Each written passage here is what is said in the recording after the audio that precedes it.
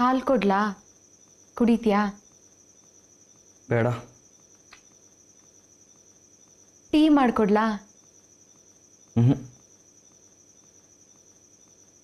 ರಾತ್ರಿ ಎಲ್ಲ ಓದ್ಬೇಕೇನೋ? ಟೀ ಮಾಡಿ ಫ್ಲಾಸ್ಕಲ್ಲಿ ಹಾಕಿಡ್ಲಾ? ನಿದ್ದೆ ಬಂದಾಗ ಕುಡಿಯಕ್ಕಾಗತ್ತೆ. ಬೇಡ.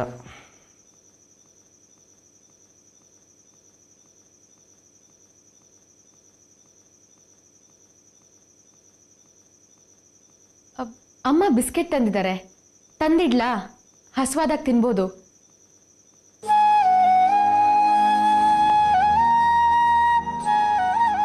ಇಲ್ವಾ?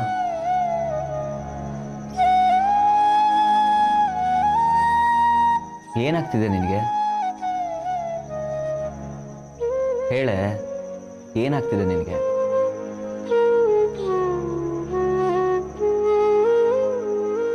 ಸೀರಿಯಸ್ಸಾ?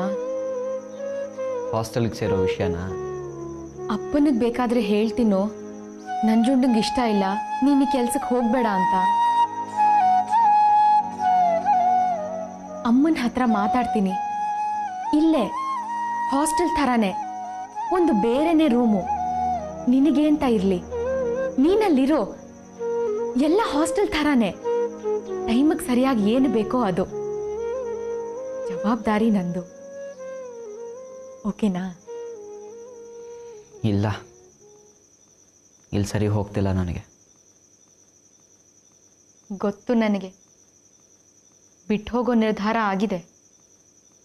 ಕಾರಣಗಳನ್ನ ಹುಡುಕ್ತಾ ಇದೆಯಾ? ಇಲ್ಲಿನ ಸಮಸ್ಯೆಗಳಿಗೆ ಉತ್ತರ ಇಲ್ಲವೇ ಇಲ್ಲ. ಅಪ್ಪಂದು ದಿನದಿಂದ ದಿನಕ್ಕೆ ಹದಗೆಡುತ್ತೆ. ಅಮ್ಮನಿಗೆ ಸಂಬಳ ಮೀರಿ ದುಡಿಯೋಕ್ಕಾಗಲ್ಲ. ಅವ್ರ ಮನಸ್ಥಿತಿ ಅದಕ್ಕೆ ಒಗ್ಗಲ್ಲ. ನಾನು ಉದ್ಧಾರ ಆಗೋದು ಅಷ್ಟರಲ್ಲೇ ಇದೆ. ಕಷ್ಟನೋ ಸುಖನೋ ಒಂದು ಮದುವೆ ಅಂತ ಆಗಲೇಬೇಕಾಗತ್ತೆ. ಇಲ್ಲಿದ್ರೆ ನೀನು ತಲೆ ಕೊಡಬೇಕಾಗತ್ತೆ. ಮುಂದೆ ಓದೋದು ಕಷ್ಟ ಆಗತ್ತೆ. ಕೂತ್ಕೋ.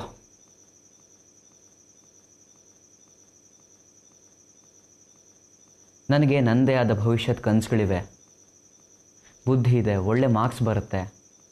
ಮುಂದಕ್ಕೆ ಯಾಕೆ ಓದಬಾರ್ದು ಹೇಳು? ಅಷ್ಟು ಓದದ ಮೇಲೆ ಇಲ್ಲೇ ಯಾಕೆ ಅಂಟ್ಕೊಂಡಿರ್ಬೇಕು? ಪ್ರಪಂಚ ಸುತ್ತೀನಿ, ಎಲ್ಲಿ ಜಾಸ್ತಿ ಸಂಪಾದನೆ ಆಗುತ್ತೋ ಅಲ್ಲಿಗೆ ಹೋಗ್ತೀನಿ. ಇಷ್ಟ ಬಂದ ಕಡೆ ಮದುವೆ ಆಗ್ತೀನಿ. ಆಗೋದೇ ಉಂಟಂತೆ. ಎಲ್ಲ ಚೆನ್ನಾಗಿರೋ ಕಡೆನೇ ಯಾಕೆ ಆಗಬಾರ್ದು? ನೀನೇ ಹೇಳು, ಇಲ್ಲಿ ಗಂಟ್ಕೊಂಡ್ರೆ ಇದೆಲ್ಲ ಸಾಧ್ಯನಾ? ಕಷ್ಟ. ಗ್ರ್ಯಾಜುಯೇಷನ್ ಮುಗೀತಿದ್ದಾಗೆ ಕೆಲ್ಸಕ್ಕೆ ಸೇರು ಅಂತ ಬಾಯಿ ಬಿಟ್ಟು ಹೇಳದೇ ಇರ್ಬೋದು. ಕಣ್ಣೆದ್ರಿಗೆ ಕಾಣಿಸ್ತಿರತ್ತೆ ಅಲ್ವಾ ಗೋಳು. ಯಾಕೆ ಸುಮ್ಮನೆ ಇರ್ತೀಯ? ಬರೀ ಗ್ರ್ಯಾಜುಯೇಷನ್, ಅಲ್ಲಿಗೇನು ಕೆಲಸ ಸುಮಾರು, ಕಾಲು ಕೂಲಿಯಾಗಿ ದುಡಿಬೇಕು. ಇನ್ನು ಮದುವೆ, ಇಲ್ಲಿ ಯೋಗ್ಯತೆಗೆ ತಕ್ಕ ಹಾಗೆ ಯಾವುದೋ ಸಿಗತ್ತೆ, ಕಟ್ಕೋಬೇಕು. ಅಲ್ಲಿಗೇನು ನನ್ನ ಬದುಕು ಅಷ್ಟಕ್ಕೆ ಸೀಮಿತ. 6ಕ್ಕೆ ಏರಲ್ಲ, 3ಕ್ಕೆ ಇಳಿಯಲ್ಲ. ಅಪ್ಪ ಅಮ್ಮನ ಬದುಕಿನ ಯೋಗ್ಯತೆ ಎಷ್ಟಿರುತ್ತೋ ನಂದು ಅಷ್ಟೇ ಆಗತ್ತೆ. ಬದುಕಿನಲ್ಲಿ ಮೇಲೆ ಇರೋ ಚೈತನ್ಯ ಇದೆ ಕಣೆ. ಈ ತಂತುಗಳನ್ನು ಎಷ್ಟು ಬೇಗ ಕಡ್ಕೋತೀನೋ ಅಷ್ಟು ಬೇಗ ಸ್ವಾತಂತ್ರ್ಯ. ಕಣ್ಣೆದುರಿಗಿದ್ರೆ ಕಾಡತ್ತೆ ಕಣೆ, ಕಣ್ಮರೆಯಾಗಿದ್ರೆ ತಲೆ ಕೊಡಬಾರ್ದು ಅಂತ ಅಲ್ಲ, ಎಷ್ಟೋ ಅಷ್ಟರಲ್ಲಿರಬಹುದು. ಏನಂತೀಯ? ಸ್ವಾರ್ಥ ಅಂತ ಅನ್ಸಲ್ವಾ?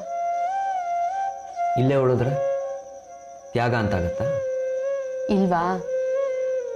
ಎದ್ದು ನಾನು ಇದೆಲ್ಲ ಮಾಡ್ತೀನಿ ಅಂತ ಕನಸು ಕಾಣ್ತೀನಿ. ಬದಲಿಗೆ ನೀನು ಕನಸು ಕಾಣಕ್ಕಾಗತ್ತಾ? ಇಲ್ಲ. ಯಾಕೆ ಹೇಳು? ನನಗೆ ಇದರ ಚೈತನ್ಯ ಇದೆ.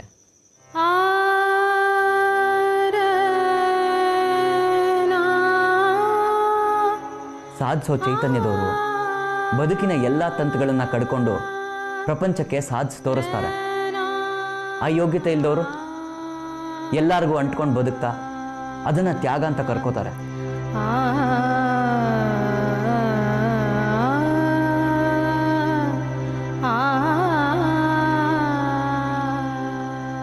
ಇಲ್ಲಿದ್ರೆ ಭವಿಷ್ಯ ಇಲ್ಲ ಕಣೆ. ಹೊರಡ್ತೀನಿ ನಾನು.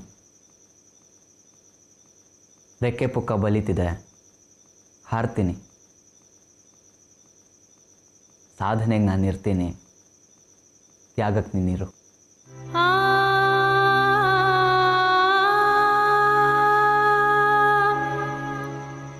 ನಾನು ಬದುಕಿ ಬಾಳಿ ಈ ಮನೆ ಕೀರ್ತಿ ತರ್ತೀನಿ. ಅಲಂಕಾರಕ್ಕೆ ಆರ್ತಿಗೆ ನೀನಿರು.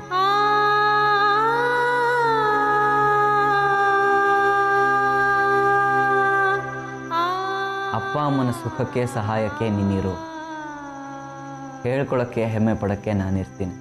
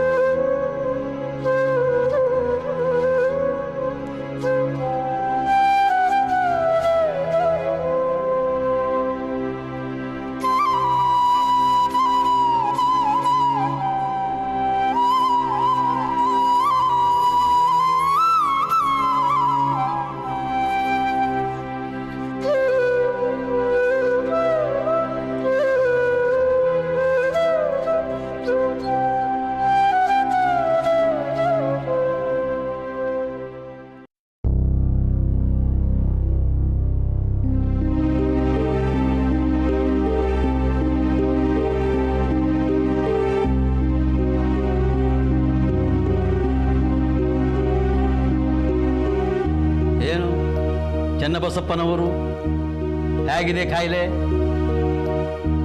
ಆರೋಗ್ಯವಾಗಿದೆಯಾ? ಕುತ್ತಿಗೆಯಲ್ಲಿ ಕ್ಯಾನ್ಸರ್ ಗೆಡ್ಡೆ? ಅಪ್ಪ, ಯಾವಾಗ ಪಟ್ಟಾಭಿಷೇಕ? ಅಪ್ಪ ಸುಮ್ಮನಿರ್ತೀಯೋ ಇಲ್ವೋ? ಅಹಂಕಾರ ನೋಡು.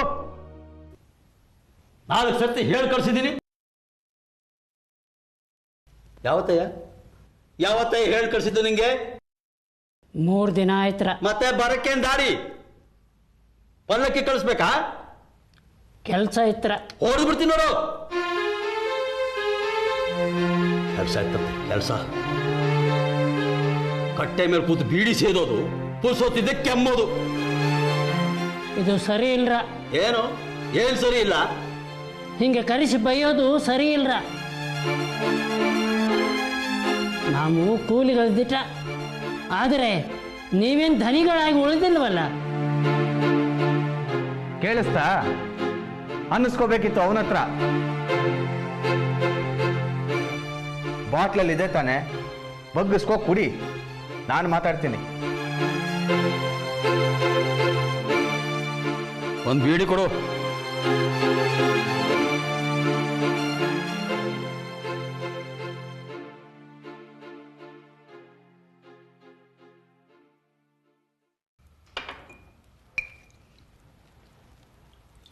ದೊಡ್ಡಮ್ಮ ಕರೆಸಿದ್ರಂತೆ.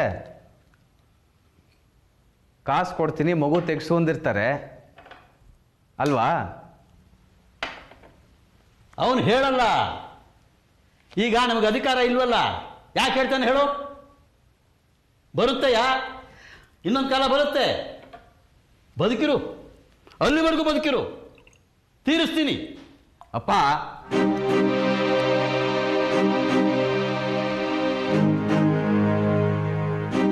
ಕಾನೂನಿನ ಸೂಕ್ಷ್ಮ ಒಂದಿದೆ, ಪ್ರಯೋಜನ ಆಗ್ಬೋದು.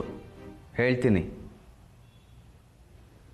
ಮಗುನ ತೆಗೆಸಿದ್ರೆ ಕಾಸು ಸಿಗತ್ತೆ ನಿಜ, ಆದರೆ ಮಗುನ ಉಳಿಸ್ಕೊಂಡ್ರೆ ಆಸ್ತಿಲೇ ಪಾಲು ಸಿಗತ್ತೆ. ಅಂದ್ರೆ ಹೇಳಿದ್ದು ಕೇಳ್ತೀಯಾ? ಲಾಭ ಆಗೋದಿದ್ರೆ ಯಾಕೆ ಬೇಡ? ವಿಶ್ವಾಸ BD ವರ್ಕ್ಸ್ ಆಸ್ತಿ 100 ಕೋಟಿ ಮೇಲಿದೆ. ಅದಕ್ಕಿರೋದು ಒಬ್ಬನೇ ವಾರಸ್ದಾರ, ವಿಶ್ವಾಸ.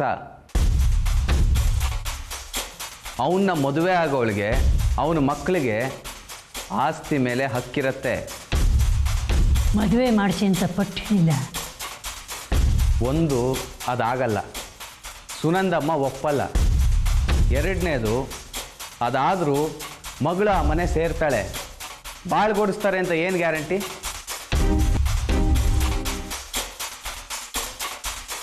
ಇಕ್ಕಟ್ಟಿನಿಂದ ಪಾರಾಗಕ್ಕೆ ಇವತ್ತು ಮದುವೆ ಮಾಡಿ ನಾಳೆ ಗುಟ್ಟಾಗಿ ಮುಗಿಸಿದ್ರೆ, ಮುಗಿಸ್ದೆ ಸಭ್ಯರಾಗಿದ್ರು ಮಗಳು ಅಲ್ಲಿ ಸೇರ್ತಾಳೆ, ನಿನಗೆಲ್ಲಿರತ್ತೆ ಜಾಗ?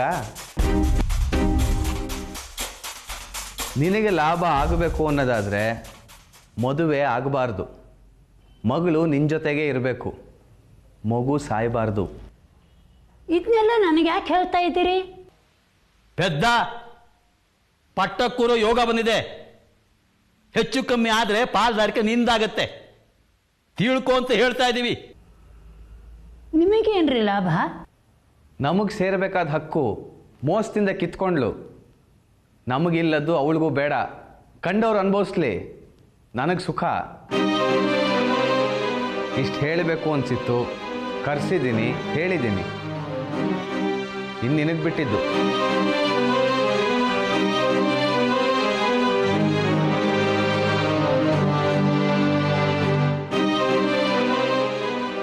ಬರ್ತೀನಿ.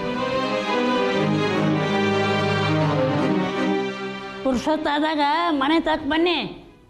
ನಾನು ಒಬ್ಬನೆಯ ಇಲ್ಲಿ ಕುತ್ಕೊಳ್ಳೋ ಬದಲು ಅಲ್ಲೇ ಕುತ್ಕೊಳ್ಳೋಕ್ಕಾಯ್ತದೆ. ಓ, ಬರೋಣಂತೆ. ನಮ್ಮ ಅಣ್ಣನ ಮಗನಿಗೆ ನಿನ್ನ ಮಗಳನ್ನ ಕೊಡ್ತಾ ಇರೋದು ನೆಂಟ ನೀನು? ದಿಬ್ಬಣದಲ್ಲಿ ಹೆಗಲಿಗೆ ಹೇಳ್ಕೊಟ್ಟು ಬೀಗೋಣ.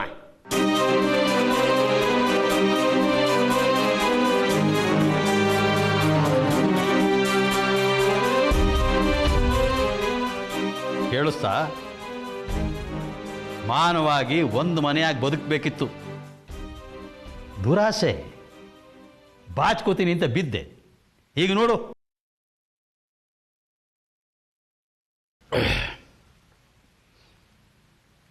ಹುಲಿ ಸಿಂಹಗಳ ಥರ ಬದುಕಿದ್ದು. ನಾಯಿ ನರಿಗಳು ಚುಡಾಯಿಸುತ್ತವೆ, ಮಕ್ಕಳು ಹೋದ್ಮೇಲೆ ಇಡುತ್ತವೆ ಬೆಂಕಿ. ನೀನು ಇದ್ದಾಗಲೇ ಇಟ್ಟೆ.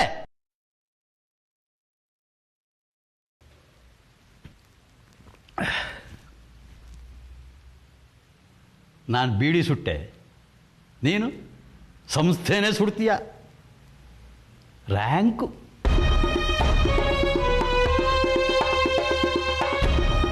ಕಡ್ಡಿ ತಗೋ.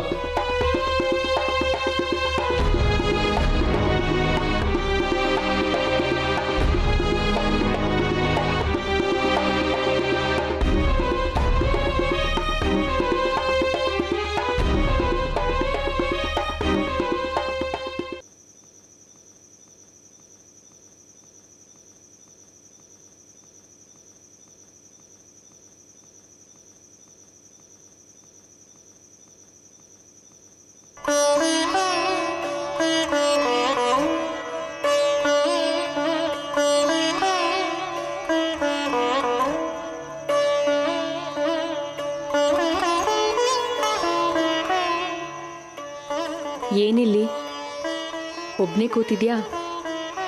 ತಣ್ಣಗಿತ್ತು, ಕೂತ್ಕೋ.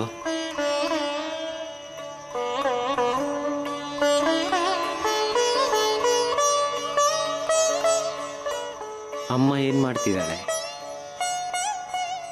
ಆಫೀಸಿಂದ ಯಾವುದೋ ಫೈಲ್ ತಂದಿದ್ದಾರೆ. ನಂಜುಂಡ ಓದ್ತಿದ್ದಾನೆ. ನೀನು ಏನಾದರೂ ಓದ್ಕೊಳ್ಳೋ ತಾನೇ? ಪರೀಕ್ಷೆ ಹತ್ರ ಬಂತು.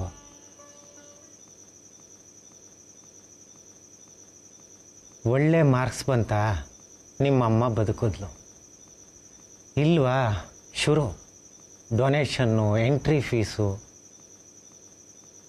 ಕೆಲಸವಿಲ್ದಿದ್ರೆ ಈಗಿನ ಕಾಲದಲ್ಲಿ ಮದುವೆನೇ ಆಗಲ್ಲ. ಪರ್ಮನೆಂಟ್ ನೀನಿಲ್ಲೇ. ಅದಕ್ಕೆ ಡಿಸೈಡ್ ಮಾಡಿದ್ದೀನಿ, ಏನಂತ? ಓದೋದು ಬೇಡ ಅಂತ. ಅಂದರೆ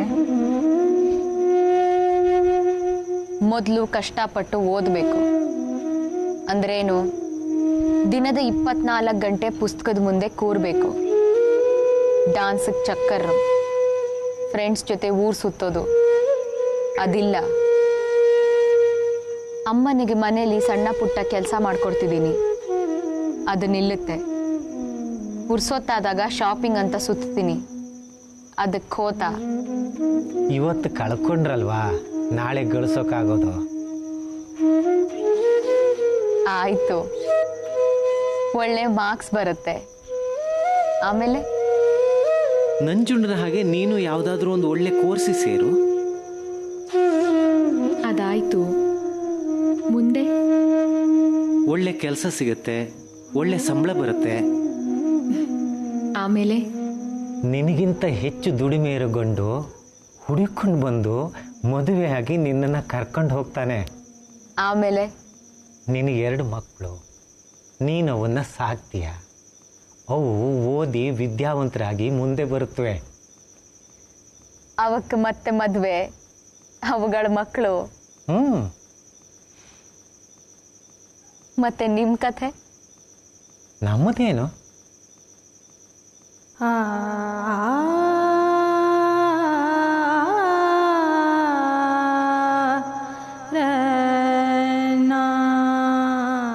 ಈ ಗಲಾಟೆಯಲ್ಲಿ ನಿನ್ನ ಆರೋಗ್ಯ ಇನ್ನಷ್ಟು ಹದಗೆಡುತ್ತೆ. ಖರ್ಚು ಅಂತ ಅಮ್ಮ ಇನ್ನಷ್ಟು ಉಸಿರು ಕಟ್ಟು ದುಡಿತಾರೆ, ಅವ್ರ ಆರೋಗ್ಯ ಹದಗೆಡುತ್ತೆ. ವಯಸ್ಸಾದ ಕಾಲದಲ್ಲಿ ಇಬ್ರು ಒಂದು ಸಣ್ಣ ಬಾಡಿಗೆ ಮನೆ ಮೂಲೆಯಲ್ಲಿ ಪಿಳಿ ಪಿಳಿ ಕಣ್ಣು ಬಿಡ್ತಾ ತೆವಳ್ತಿರ್ತೀರ. ನಂಜುಂಡ ಮತ್ತು ನಾನು 6 ತಿಂಗಳಿಗೋ ವರ್ಷಕ್ಕೋ ಒಂದ್ಸರ್ತಿ ಬಂದು ಮಕ್ಕಳಿಗೆ ನಿಮ್ಮನ್ನ ತೋರಿಸಿ ನಮ್ಮನ್ನು ಹುಟ್ಟಾಕ್ದವ್ರು ಇವರು ಅಂತ ಹೇಳಿ ಮತ್ತೆ ಹಾರ್ತೀವಿ.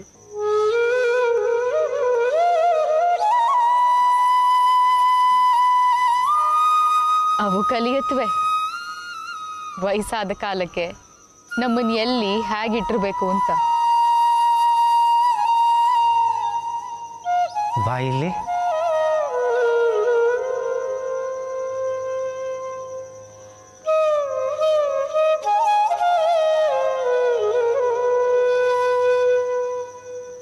ಕೂತ್ಕೋ.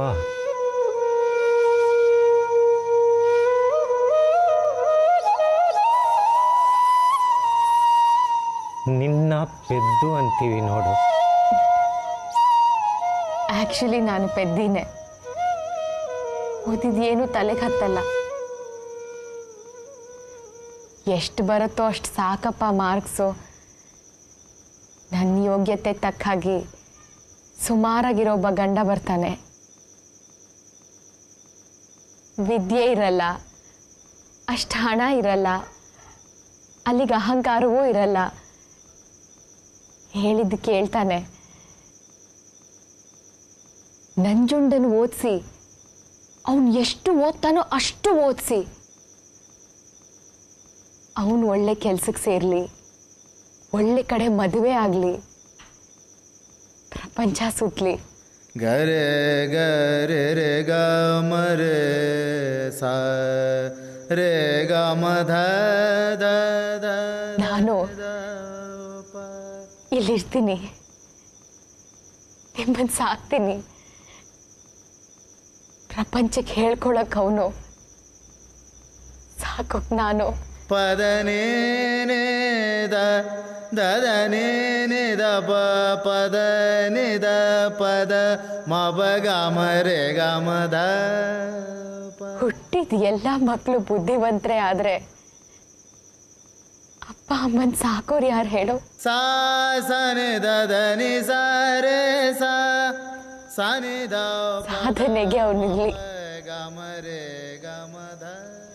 ಸಾಕೋಕೆ ನಾನಿರ್ತೀನಿ. ರೇ ರೇ ರೇ ರೇ ಗ ಮ ಏನು? ನಿ ನಿ ದ ದ ನಿ ಪ ಪ ದ ಮ ಮ ಪ ಮ ಗ ರೇ ಗ ಮ ದ ದ ಪ ಮ ಪ ಮ ಗ ರೇ ಗ ಮ ಪ ಮ ಗ ರೇ ಸ ನಿ ರೇ ಸ ನಿ ದ ದ ದ